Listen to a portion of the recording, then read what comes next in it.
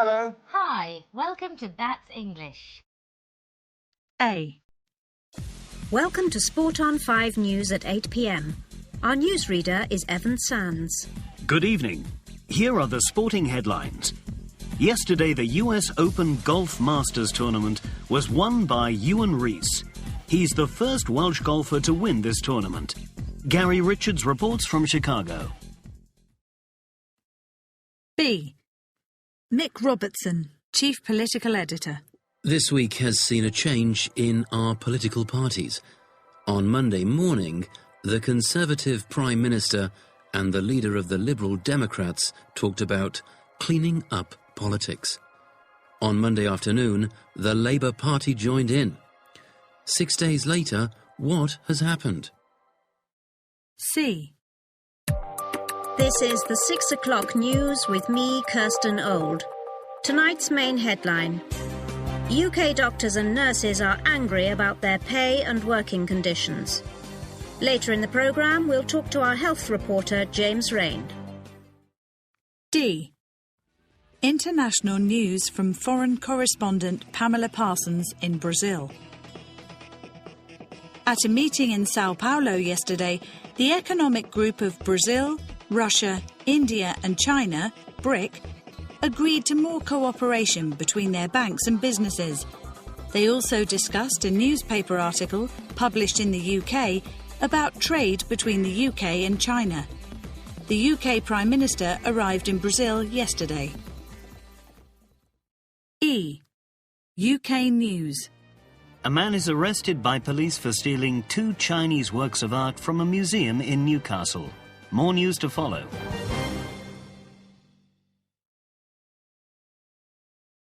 One. In politics today, the government has announced plans to make drivers pay to use all the UK's motorways. 2. Actress and singer Sherry Baker completed her journey from Malaga to Manchester yesterday. She cycled for 10 hours every day to raise money for charity. 3. Some top tennis players, including Rafael Nadal, don't like playing tournaments in the UK because they say the taxes are too high. 4. Local politicians stopped providing free school buses in our area yesterday. They want to save money. Different pay in different places? Teachers angry about pay changes. Teachers' unions are furious about government suggestions that teachers' pay and working conditions need to change. Edna George, education correspondent. The Prime Minister is in favour of the proposals. In the past, public sector workers, that is, people who are employed by the government, teachers for example, were paid the same if they worked in Newcastle or Brighton. Only public sector workers in London were paid extra because the cost of living in the capital is very high. The Minister for Education added, "The system needs some changes so that it's fairer for public sector workers employed by the government and private sector workers employed by private businesses." Teachers' unions are angry. They point out that teachers' pay was frozen by the government 2 years ago and that because public workers' salary is decided by unions and the government nationally, everyone should have the same pay, except for London teachers. The leader of the largest teachers' union thinks the plans are unfair. Our education system is at risk. It's important that our children are taught by good teachers, and good teachers are upset by these suggestions. Did you vote at the last general election? Yes. Are you going to vote at the next general election? Definitely not, no. Politicians never listen to voters. It's a waste of time. Do you think politicians do a good job? No, not at all. They do a terrible job. Should people pay more for healthcare, education and so on? Yes, definitely. I completely agree with that. Healthcare and education are paid for by everyone. However, people who earn more money should pay more for healthcare. That's fair.